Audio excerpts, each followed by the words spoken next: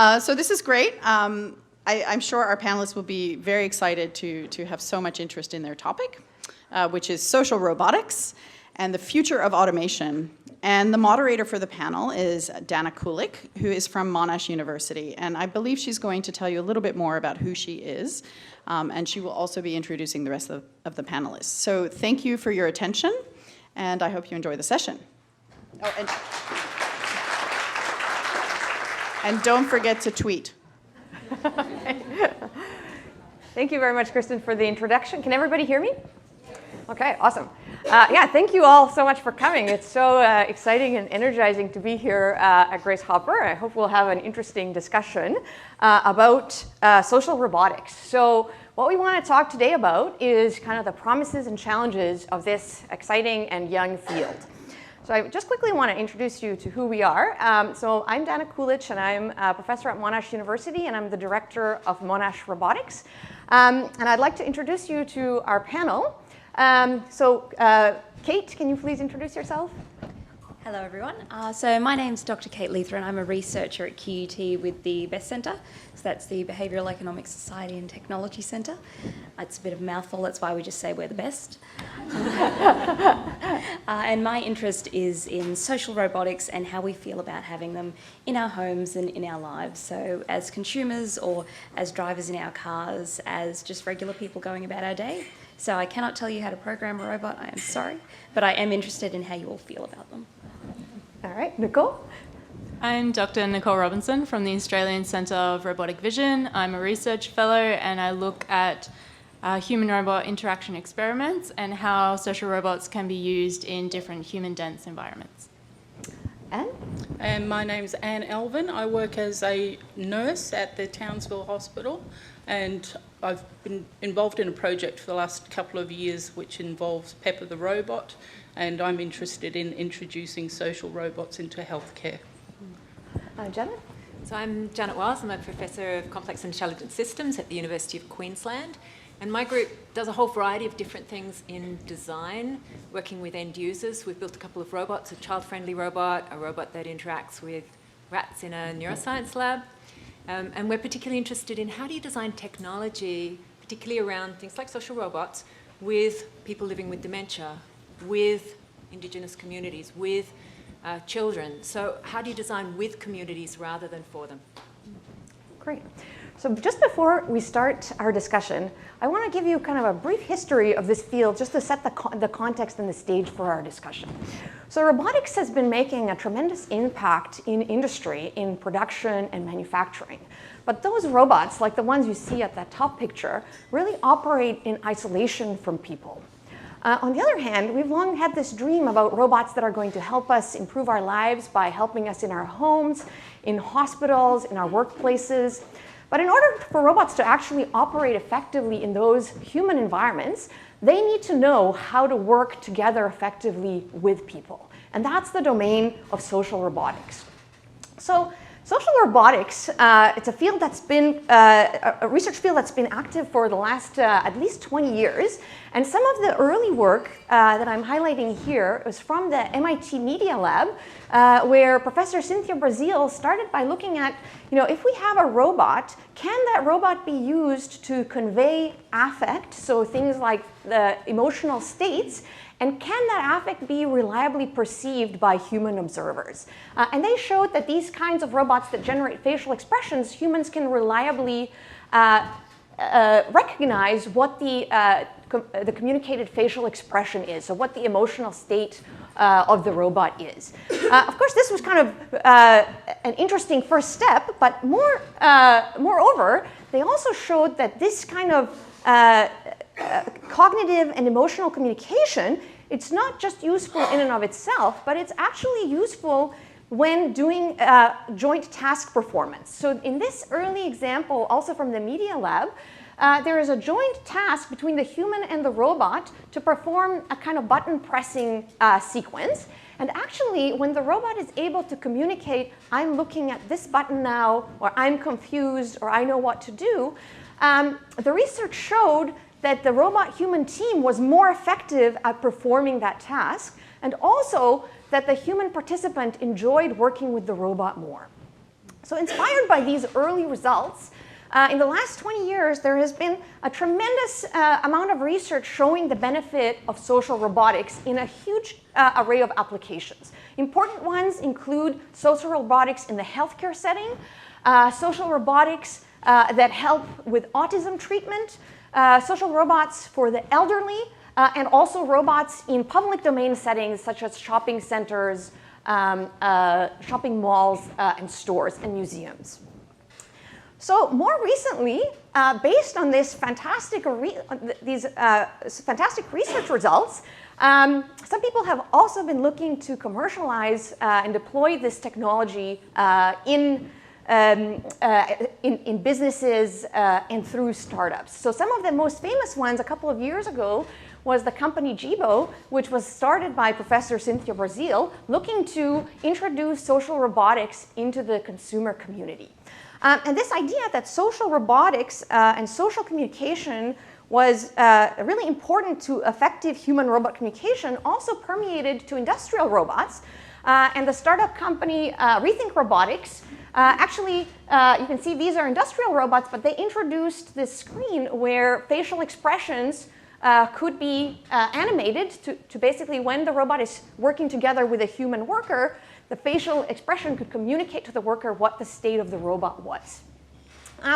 So this was the scene a couple of years ago. It seemed like the dawn of social robotics businesses that were kind of taking over the world. But unfortunately, over the last year, there has been kind of a big downward swing in the success story, and a number of these early startups, including Jibo, including Rethink Robotics, including Mayfield Robotics and Anki, all went bankrupt. And so what I hope we can talk about today is kind of what are the lessons to be learned from the successes and also these failures, and kind of what are the places where social robots are kind of ready to take over the world, and where are places where we still are struggling and still need to figure out kind of what's the missing link. So I want to start on the high note and talk about the past successes. So kind of what are examples of our past successes, and particularly what are the factors that made those projects a success? So I'll maybe start with Anne. Right, so I guess it depends what you define as success. For our research that we performed at the Townsville Hospital, we did 2 studies, and I define success as being able to complete those, because the lead up to getting a robot into a real life situation was enormous, and it took 2 years. We had to have ethics approval, we had to have site-specific governance for the whole health service. We basically started out where I was challenged by my manager to innovate, and I looked at our area of nursing, which is in an emergency department, to imagine what the future would look like for health and what we're lacking in services to our customers at the bedside. So I put my thinking cap on and came up with something that provides diversion. It can give information, it can be taught to do things on our behalf. And I sat my boss down, and it was a very difficult conversation to have, to introduce her to the idea of robots. And in the hospital, we applied for that innovation funding, and we didn't actually get it. We didn't even get feedback. This was almost 3 years ago, and both Chris and I asked specifically for feedback on our application, and we were ignored even by those emails. People just thought it was a ridiculous idea. So success for me has been to persist with the concept and take it from fruition to actually having a robot, which was Pepper in the Townsville Hospital. We did 2 studies. One, we set up Pepper in a ward where she basically stood there and had a touch screen that people could interact with. They could ask about the exits, how to pay for parking. We were observing their behaviours towards the robot. We were very interested in their initial reactions to the robot. So that was an introduction of a live robot into a live hospital situation. And then we went into the wild, as we like to refer to it. And we took Pepper to the foyer of the hospital, and we set her up with an amazing program. She only did one thing for 3 months, which was a 3-minute interaction with people Again, we kept it down to touchscreen, but she was speaking. People were talking to the robot about influenza and their attitudes towards vaccination, and we had the robot collect that data for us. It was an incredible time. I will probably refer anecdotally to some of those situations as we go through the talks today, but it was a magical thing to witness the first humanoid contacts with human people. It was something I'll treasure, and I hope all of you get to experience it at some point. Thank you. Janet, can you give an example of a past success? Yeah, I guess I'd like to add one thing to what Anne said. Some of you may have seen robots in museums or other places. In one study, people stay and look at the robot on an average of 17 seconds. So anything more than 17 seconds is actually exciting. And something Anne didn't tell you is just people coming back again and again to the foyer, really excited by the robot, and people right across the hospital. So, a pretty amazing example. The example I really want to talk about is education. And one of the areas that I think has made a big difference is programming, where children are learning to program by programming robots. So one story that's not one of my own research projects, but one of my colleagues, Marie Bowden, worked on this project in South Australia. School community, the local area, the language is Ngunnawal people, and they wanted the children to be speaking the language. Tried introducing it, not necessarily a lot of uptake, and then they got a Now robot, and the kids were learning to program the robot, doing their own text-to-speech system. They invented their own orthography, they had to teach themselves to program, they had to teach themselves about operating systems and a whole lot of other things. And so in the story, they were learning programming, they were in control of the robot. This is not a robot that's teaching kids, it's kids teaching robots, and I think that's where it's really useful, where the big successes have been. And the interesting thing was the kids were learning the language so that they could get the robot to speak it, and they ended up speaking it in the playground as well as outside the language courses. So I think that's an amazing success. Yeah, so I think if we look at these two examples, one thing that stands out for me is the fact that the designers carefully thought about the context.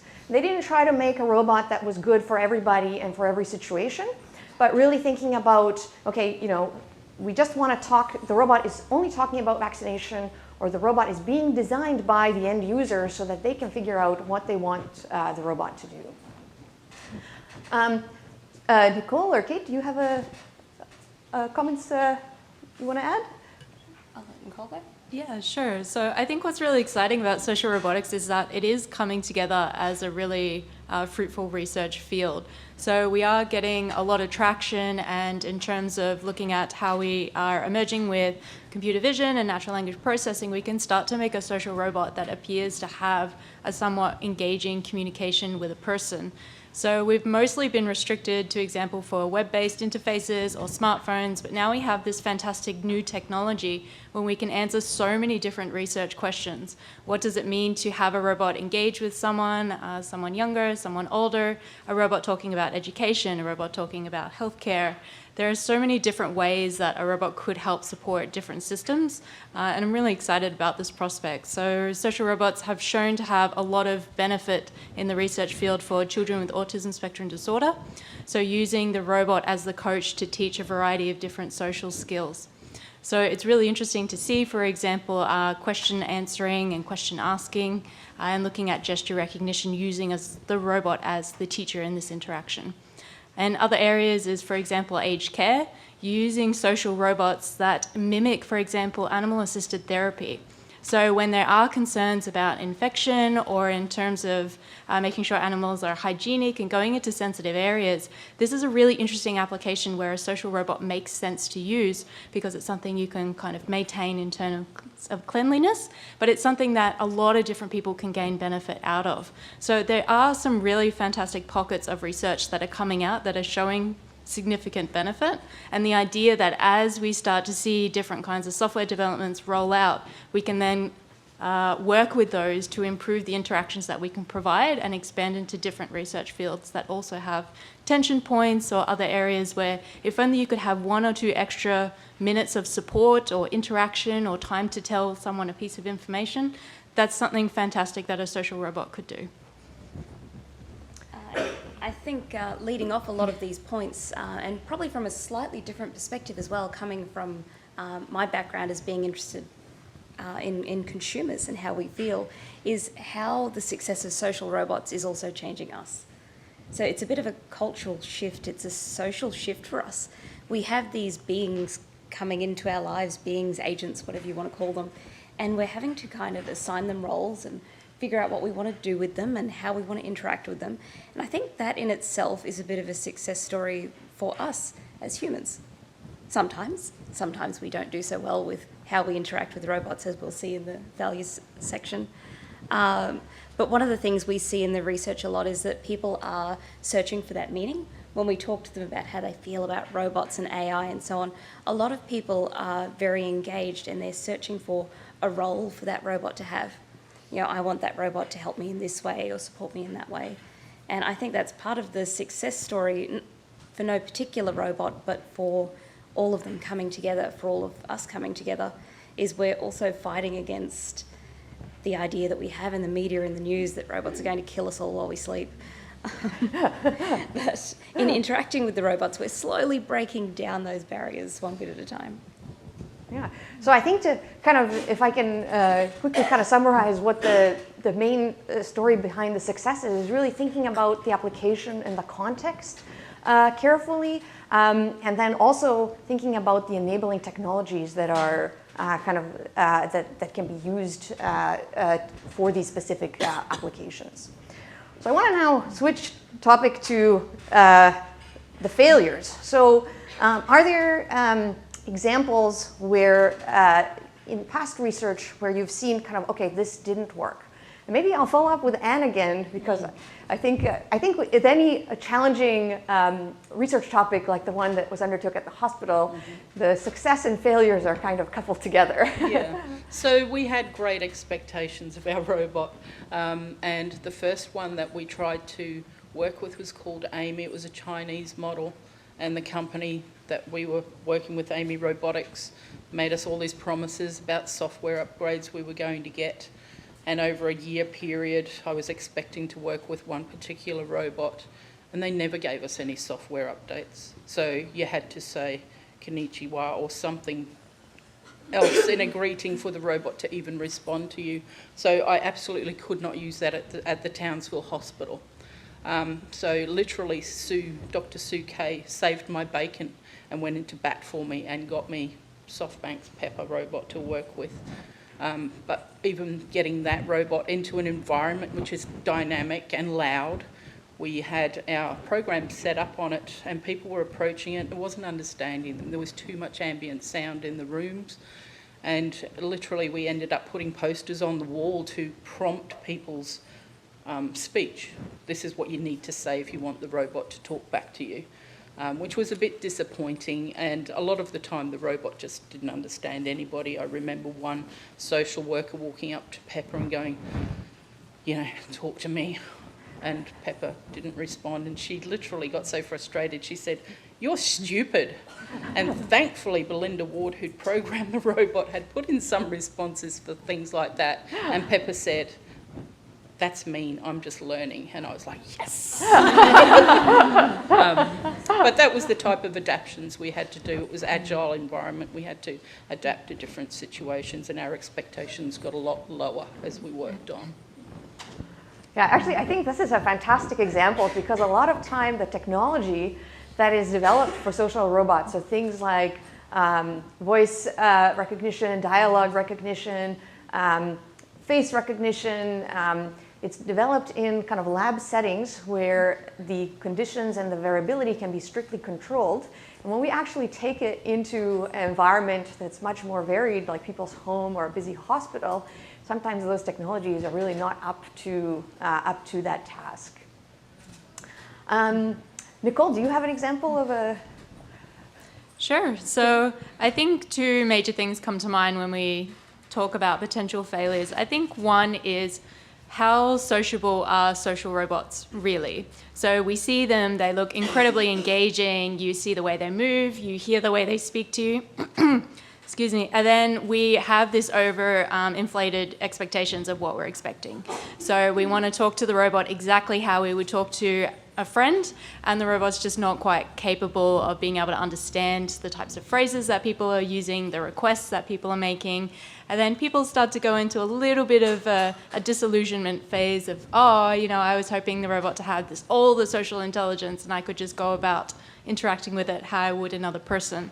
But then there's this really interesting period after this where people start to realize how exactly they interact with the robot. And then once they get the hang of that, you start to see that the interactions themselves become a lot more fruitful, engaging, and the two parties are getting something more out of it.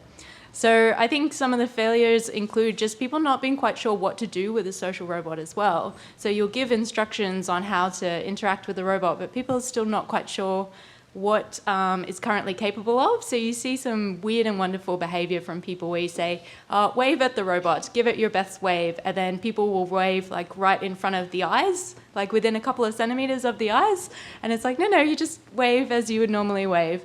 So I think being able to roll these robots out into the wild, some of the failures is just learning exactly what people expect from robots, and then once we have that idea, we can go back and adapt exactly how we roll that out. But until that happens, you don't really know, and you've just got to try it and then work out, exactly the response and go from there.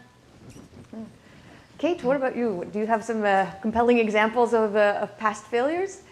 So interestingly, I tend to be an eternal optimist about social robots, and I think that while we've seen some pretty interesting failures over the years, all of them are relative to what we're expecting, and a lot of our other panelists have picked up on that same idea. It really depends what we were trying to achieve in the first place, and often our expectations, as Nicole has said, are through the roof. I remember reading when Pepper was first announced the huge list of everything she could do, and I thought, wow, well, my job is gone. I can go home now. But then interacting with her myself later on, she is amazing. But not taking my job yet. Maybe next week. So I think, it's all about deciding what you think failure really means. One of the interesting failures that often gets reported is the failure of Hitchbot to stay alive, because while hitchhiking around, I think he ended up in the United States, was his last port of call? Philadelphia, thank you. Yes. So poor Hitchbot lost his head and he was found in a ditch and he was murdered. So that's often what people report. He wasn't ready because look what happened. But I would throw a different slant on that and say, well, he kind of was ready because look at all of us talking about what happened, and look at our empathy and the fact that the news headlines were calling it murder. That says a lot about how far we're progressing. So every failure that a robot has is actually a step forward, I feel, for us as humans and for the robots too. Janet? So I guess one of the things we can ask is where does the social interaction break down? And one of the things humans are really good at that is below the level of our conscious awareness is making eye contact, sharing a moment, creating common ground and then using it. So one of the things my group really works on is what we call the social moment, the 200 milliseconds. So when we're having a conversation, Dana says something, I might respond, there's actually a gap, and that gap across cultures is typically around 200 milliseconds. Now it takes 700 or 800 milliseconds to process someone else's sentence. So you've actually started talking before your brain has finished processing what they're going to say. And a fluid conversation goes on and on like this. We expect robots to be that good. The silicon processing is faster than neurons, but there are some limits. One of the limits is the speed of light. So if you have a robot and the processing is off-board, which many of our robots are, you want to do speech to text and you're going to use something like a Google speech to text system, how far away is the server? Because if it's more than 5,000 kilometres, literally you cannot break that 200 milliseconds for response time, no matter how fast the processing is. So there's some really interesting reasons for failure. We need more processing on board, we need faster algorithms, we need to get our responses really, really fast. And the other reason that it's interesting is robots command space. So we have a social robot, and it was originally just a flat piece of cardboard. So if you look at it side on, kids come in, they look at the robot looks at them. It's kind of like, it's a really nice dynamic, and it invites them into the room, and they stop there. And then one of our designers just tilted its head down a little bit, and the kids come in, look at it, and they come in and sit down. And then they interact. And the robot crafts a space around it, which a screen doesn't do. If you ever looked at a screen in a nursing home where someone's turned the tablet upside down, it's really not very useful. A robot commands space for children, for older people, for all of us. So I think it's really interesting around how this 200 milliseconds interacts with the fact that robots command space. And the problem is that when you move through space, you can do a lot of damage. So when we were designing our robot, and we were going to do a high five robot, which was presented last year, how fast can the arm move? How much momentum can you get? What's the force? And you've got to go at slow speeds if you don't want to injure people, but humans move really fast.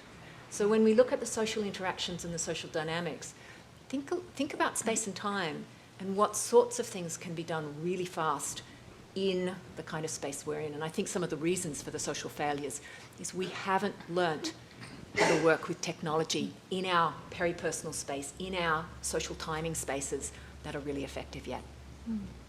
And adding on this as well, where do you even begin to start scripting a social interaction? There are just so many steps that you do intuitively, but if you were trying to write down every single step that you would do with every person that you came into contact with and translate that into an autonomous system to deliver that, it's phenomenal. How many seconds do I look at the eyes? How many seconds do I look away? When is my time to say something? What if I've said something wrong? How do I know I've said something wrong? How do I backtrack and make that better? It's such a huge space to be able to break everything that it is to be human and then write it down in a set of instructions that can be followed. Not only this, but people don't always say what they mean, and they don't always mean what they say. So trying to get a machine to understand that is phenomenal. Like, you really need to have a good idea of the human experience and then being able to translate that to then operate independently. So when you're trying to say different things and you can't quite get that across, then there's going to be miscommunication, so then that continues to impact on potential failures. And we know from social robots, we only get a couple of good chances. People are quite forgiving at the beginning, but if you continuously miss those social cues and marks, eventually people do become a little disillusioned, and they'll go, oh, maybe I'll interact with another piece of technology, or maybe I'll try again another time. So how do we even get there? So one of the things that I think is really interesting in that is that if you work in real time, as all human beings do, mostly, we make mistakes. We start a sentence and then suddenly realise, oh no, they didn't actually say that, I'll finish my sentence a different way. We back off. We create these moments between ourselves. We're really, really good at correcting ourselves, backing up, apologising. Our robots don't do that. But they do if you script them to. And that was what was really interesting at the Townsville Hospital. Pepper was talking about the flu, and as people interacted, yes, they were just pressing the button, but immediately they'd get the speech response back that we programmed into Pepper.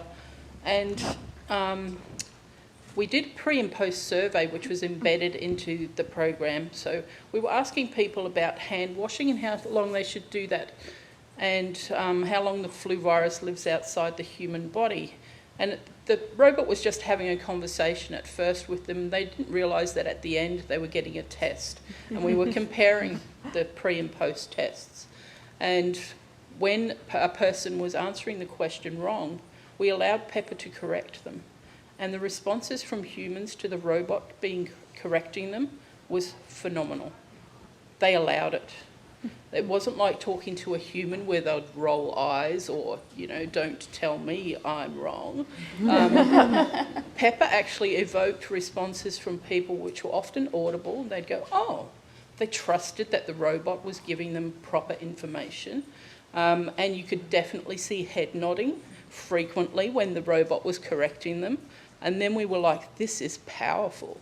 So we want to influence health literacy, and here we've got an agent that people are allowing to correct them on the spot, real time. So we see that as an engagement factor that we don't have in a healthcare setting at the moment. So that was really encouraging. We scripted the robot to do that, so that was kudos to the QUT researchers and their programming. Yeah, so I think to summarize the discussion on the failure side, I think kind of some of the failures and some of the opportunities for future research and future development is understanding what do we want the social interaction to look like. So do we want to replicate human-human interaction, in which case we have to understand human-human interaction? Or maybe does the robot take a different role? It's kind of a completely new type of interaction that we're basically all learning how to engage in. And then I think the second opportunity is kind of understanding both the opportunity and the risk in the physical embodiment. So having a physical system rather than just a screen allows the robot to do more. It has more of a presence, and it can also do functional tasks, but at the same time it comes with risks just in terms of physical safety and also risks to the robot as well, as the example of the Hitchbot demonstrates. So I want to move on to our next question. And that is, we've seen a number of research projects looking at all kinds of different application domains, in healthcare, in education, in public settings, in hospitals. But I want to ask our panel, are there domains where robots, couldn't be deployed, social robots couldn't be deployed or shouldn't be deployed? Are there places where it would be challenging or not appropriate? So maybe I'll start with Nicole. Sure. So there's two things I'd like to mention before going on to difficult domains.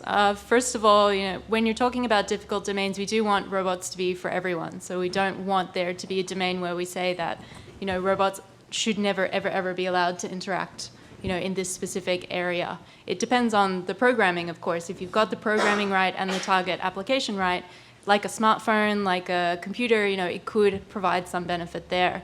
And another one being that sometimes having something is better than nothing. So the idea that, if you're having a short engagement with a social robot, is this enough compared to not being able to talk to anyone at all?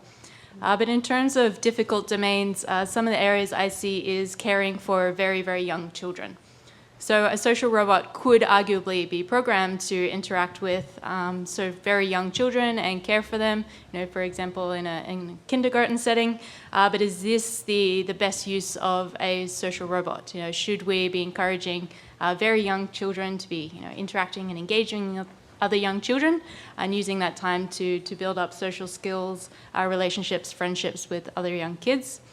So for me, I think an area that we need to be aware of is just because we can doesn't always mean we should. What's the best benefit in using the robot, and what is the sample population that's going to get the most out of it? Janet? So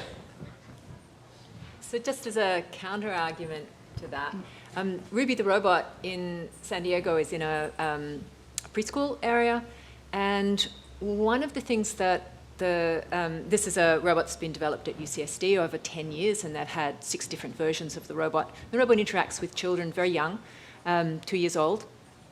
And one of the things that they wanted was that the robot might teach the children some useful things. Now, the robot doesn't actually speak at all, so couldn't be in language, but there are certain behaviours that the kids do. And they said, well, can it stop pinching and poking each other? So how do you do this with a robot? Because the robot's not going to pinch and poke kids and not going to, how do you do it? So one of the things was the robot has a really big face, and kids that touch the eyes. As soon as you put something like a robot in a space, people will, when you're not looking, try and see, well, how do you break this system? So the kids would poke it in the face. And if you said, ouch, what would kids do? Poke it some more, right?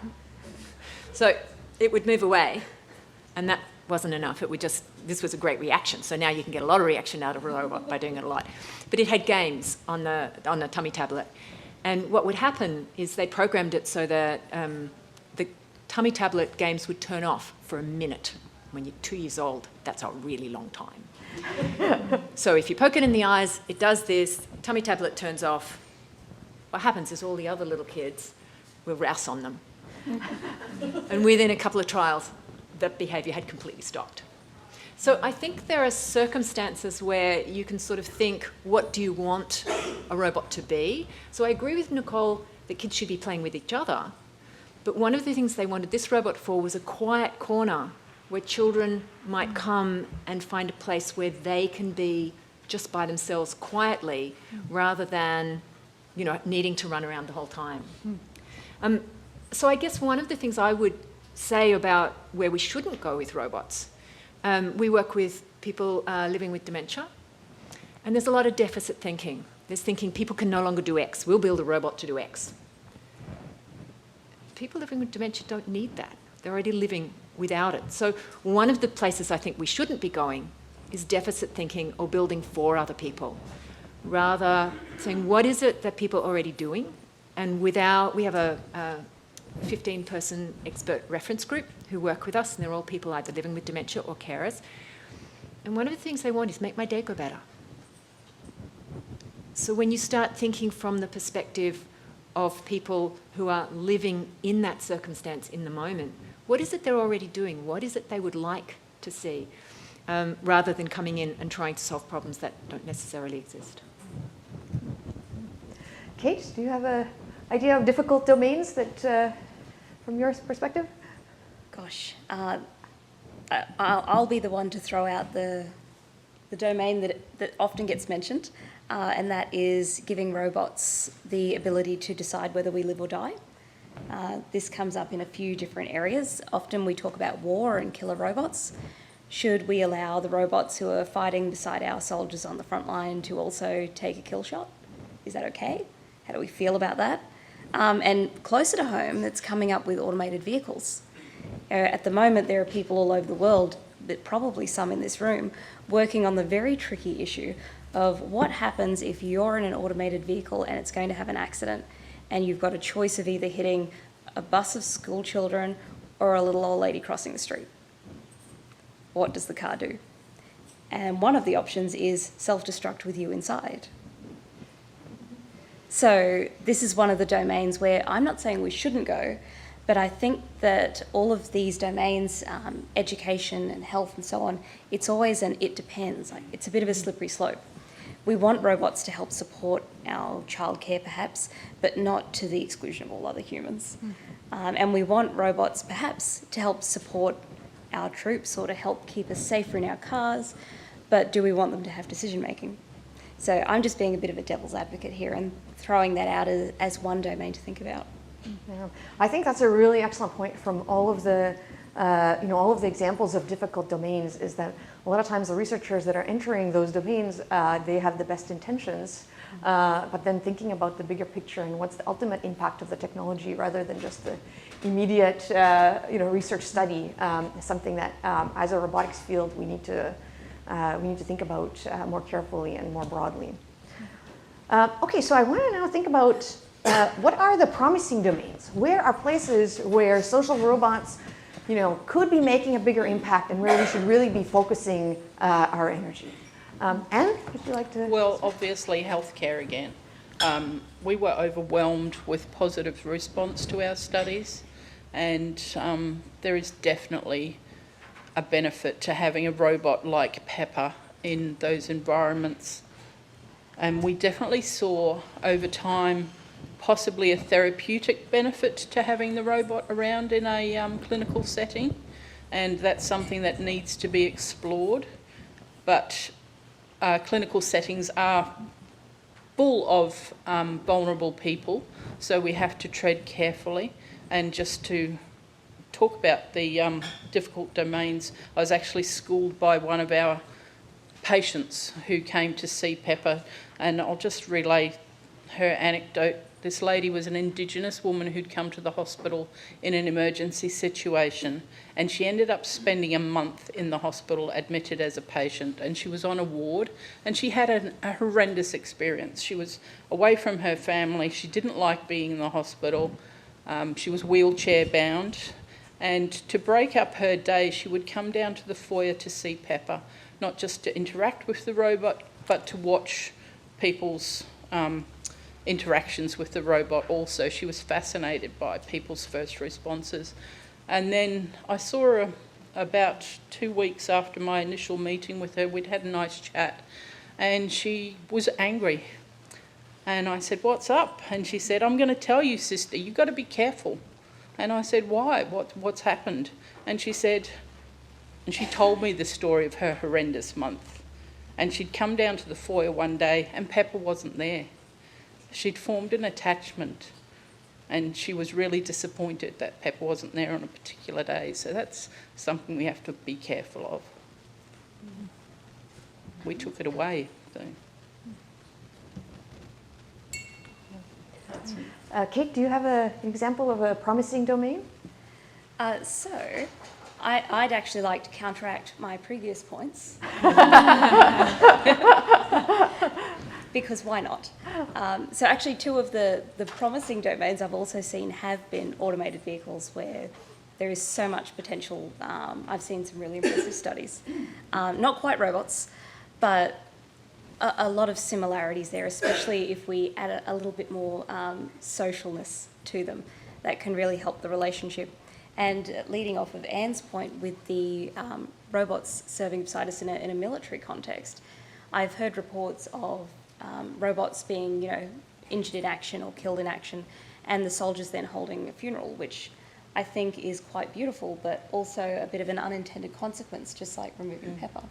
So I think where we put them has the potential to be the positive or negative, even within the same domain.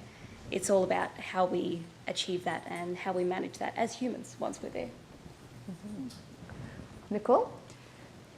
Promising domains, when you have a robot that can be sociable and has the ability to hold an engaging interaction with people, it's really the sky's the limit of where you want to apply that robot to what particular area, what topic, what interaction you want people to be having more often. I think some areas that are quite promising domains are areas where people are not already talking to other people about certain issues or concerns that they currently have. If it's a fear of stigma, judgment, an idea that by disclosing this information, someone might think differently of you. What if we were to use a social robot to help facilitate that interaction and get people talking about something that's worrying them? So, for example, mental health concerns, whether it's healthcare symptoms, something that is causing them stress, feelings of guilt or shame, for example. Ways that we can start to understand what people want to talk about and then direct them to appropriate services. So these are some areas I think could be a promising domain for the use of social robots to be able to make sure that we're screening and identifying what people want to talk about and then providing them to the appropriate service. I think other areas for promising domains includes things that need to be done on a strict protocol, things that need to be done routinely, and something that a lot of people could benefit from in terms of being asked these specific questions. So, for example, if you went into a hospital, having a social robot ask you if you've had your skin checked recently, especially in Queensland, it's a really big concern and problem. Then being able to filter appropriate treatment or provide some information back on what you've suggested. So in terms of this, other areas, for example, in terms of adhering to a protocol, might be child witness interviewing, for example. So something where you can't influence the other person and you need to make sure that you've shown that you've adhered strictly to the questions that you were meant to ask and that there was no influence or manipulation in any way. A social robot, if you can show the programming that's run through the robot, will not go off on a tangent and do anything that it wasn't meant to, provided you've got some pretty robust programming. In other areas, if you're looking at assessment interviewing, where you've got to ask the same questions over and over. So I think in terms of once you start to expand on how social robots can grab information through just voice, interaction, other kinds of things, you can really expand what you do. And I think the promising domains will just start getting larger and larger in decades as we start to get to robots that just understand exactly what we say and know the intentions that we have and how we approach it and engage with it. Janet? Okay, so I mentioned earlier, I think in STEM education, robots are pretty amazing if you learn to program and you get the robot to do something. I should correct what I said earlier about the particular community. I think it was the Narungga community that was doing the social robot in South Australia. But one area that I think we haven't talked about yet is taking robots that do functional tasks. So, for example, in Texas, Andrea Thomas's group has developed the Moxie robot, which basically takes linen to a room when a new patient is coming into that room. It's really straightforward. It's just kind of a trolley, right? Something that just is moving stuff around in a useful way. But they added social interactions to the robot. And I think in many cases, if we have things in our environment that are moving through our environment, start with what is the functionality you need. So get a robot that really serves a purpose, and then start asking, how does social dynamics improve the way in which it can move through the environment? So if you need to get into a lift with a trolley, can it show its intentions? Can it say whether it needs to go in first, you can go in first? With an autonomous car, most of us, if we're on a bicycle, will be looking at the driver of the car. It's not just the vehicle itself we see, but there's a human who we interact with. There's a lot of social interactions. Can our autonomous cars have the kind of social dynamics that would benefit the rest of us trying to interact with these big objects in our environment? And I think this is something where robotics has a lot to offer. Everything from, I still want a suitcase if you're a Terry Pratchett fan. I want a suitcase that will follow me wherever I go, the luggage. But you're going to need the luggage to have some social skills, hopefully not the same as the luggage in Terry Pratchett, if you're aware. It's a pretty malevolent piece of furniture. But so trying to understand where robots will come into our lives, where automation can benefit what we're doing, and then ask, what is it that kind of is the minimal component of commanding space, enabling interaction dynamics, possibly not having full human communication, but enough so that intention or attention can be read or directed by the robot. Areas that I think are very promising. Yeah, so I think this is really what we can see from these really excellent examples is this idea of actually leveraging kind of the strength of robotics, which is replacing replacing repetitive and tedious tasks like material transport, or kind of asking very structured interviews.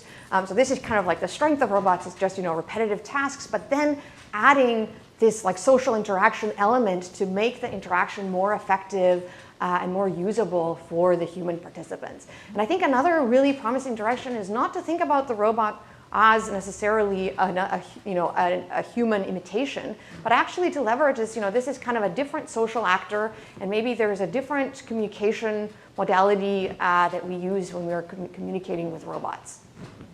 So I want to now throw it over to you and to hear what your thoughts are on what we've discussed so far. Any questions, comments? So if you have any questions or comments, I ask you to please go up to the mic so that as this session is being recorded so that we can make sure we record all the questions. Yeah, please go ahead. So thank you, everyone. That's really exciting for us to hear, but I've got to say I find the concept of social robots exciting and terrifying all at the same time. And I read an article a few weeks ago on counselling robots, and I originally thought, God, that sounds a bit scary. And then I thought, God, what are they going to do? They're just going to sit and nod and then say, how do you feel about that? But in terms of using those sorts of services, I'd have a number of concerns. One would be the emotional intelligence of that robot to actually pick up traumatic reactions or reactions which show a traumatic response. And the other one would be privacy and hacking. So in terms of the healthcare environment, you don't really want all that information to be stored on a machine which is then connected to other machines and available for other people to use. Same with autonomous vehicles. There's a lot of cases of those vehicles being hacked and people being hijacked, and obviously the security's improving, but also at the same time the hackers are getting better. So I guess in terms of the use of social robots, can it go too far? And really, should we be extending our emotional intelligence by interacting with other humans rather than robots? Okay, so I think there's kind of 3 questions there. So I'll maybe try to unpack that. So I think the first question was this, in a counseling in a counseling interaction, is a social robot actually, is it a suitable domain of application? And is a social robot, what are its capabilities? Can it really replace a human counselor? So maybe I'll ask Nicole to comment on that, because I know she's had some experience, direct research experience in this area. So the short answer is no. A social robot cannot replace a counselor or a psychologist or a psychotherapist. They know people, that's their specialty. They have done significant amounts of training to be able to identify things such as stress or traumatic type reactions. So it's more the sense that, is there a way that people will start having the conversation? Are they looking for information? Are they wondering if a symptom they're experiencing is normal, or is it something that is should be concerning them in any way?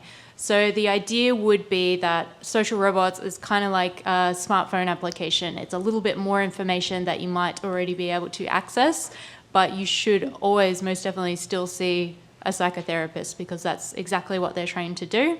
But given that there is such a global mental health epidemic, is there any kind of way that we can start to have that conversation with people so they will think about what they might want to discuss, or how do we even get to resources? So I think social robots would be a therapeutic assistant, and I think that would probably be the extent of how they move forward if they were to be integrated in a counselling setting. Yeah, so I think the idea is that the social robot is not a replacement for the human clinician and therapist, but actually, a social robot might be able to reach members of the a population who would not access those clinical services. Janet, do you maybe want to comment on the second question, which was related to kind of security and the data data storage aspects of social robotics and sensitive information? Yeah, I think the genie's already out of the bottle, right? So I don't think social robots are going to be any less secure than the fact that we're carrying around, phones at the moment. But I do think one of the things that we've got to think about as we're designing robots is, from the very beginning, what's the data that is being collected? How do you deal with that data? We've worked with a number of different communities with very sensitive data, and talked to people who are building databases that might hold the data or make it available. And they're saying, we built our system, we spent a couple of $1 million, here it is, you're free to use it. Now, what kind of security would you like? And we'll bolt it on. And it's kind of like, you can't bolt security onto a system. You build it in right from the beginning. So if you're going to build a system that has, say, access to Indigenous knowledges, knowledge is not just all or nothing in many communities. It's kind of like some people have access to some information, others have access to other information. If you don't build that right from the beginning into your systems, if you don't build in encryption from the robot to the phone and then the phone onwards, you can't bolt those sort of things on afterwards. So I think you're right to be terrified, but we also should be thinking as technology developers, how do we build our systems from the ground up with privacy, security, safety built into the systems? And this is something that we've been having conversations both with, we've got a new security group at UQ that's just been formed, trying to talk to them not as a separate group that do security while the rest of us do everything else, but as something that should be part of every one of our projects right from the beginning. I should say for robots that we've put in Aboriginal communities, we don't turn on the camera. In fact, we cover it so it can't be turned on, with the form of the robot. We don't put any of the, we don't send data via the web. We actually have it so that, they transfer it just off the tablet onto their computers. Not because it's not possible to do that security, but because you need a reasonable amount of sophistication to make sure you don't do it wrong. And someone can't accidentally break the system. So if you are starting with vulnerable communities, one of the things to start with is collect less data than you would find useful to analyse, just to make sure that the community themselves are safe and secure. May I just add to that? Absolutely. Talking about the healthcare setting and collecting of data, when we did our research, we encapsulated what the robot was collecting, which was basically the touch answers. But in terms of embodiment of a machine, it is an in-out system. So there is no difference from having a plastic entity with limbs and little photographic eyes than having that presented to somebody in a clinical situation. We're already collecting data from individuals with the electronic medical record, and that's collecting much more than has the potential of a robot to collect. All of your information as you go to the GPs, the health centres and the hospitals now is all being collected.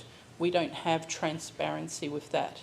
Roboticists are very transparent with their work. We believe that there should be regulation and roll out policies for all of the implementation of the work. So there are people with social conscience, and you will find that in the robotics community. People are very conscious of those moves forward with data. And if I could just leap off of Janet's and Anne's point, actually, given my very dramatic example earlier of automated cars and robots and so on, a bit far-fetched at the moment. You know, we don't have these things existing yet. But the point kind of is that we're coming up with the rules around them now. So part of what we can do to help ourselves is to do exactly what you're doing right now and go, what if? You know, what if this goes wrong? What if there's a security breach? What if people don't get the help they need? And we program it in and we make those decisions to try and keep the robot on the right track, because we're actually the ones making them. So I think a lot of the responsibility falls with us.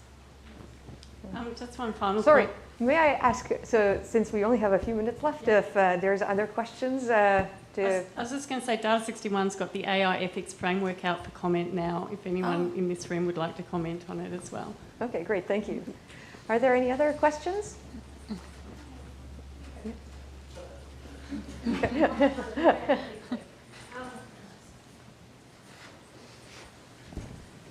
Hello everyone, Karen Blackmore from University of Newcastle.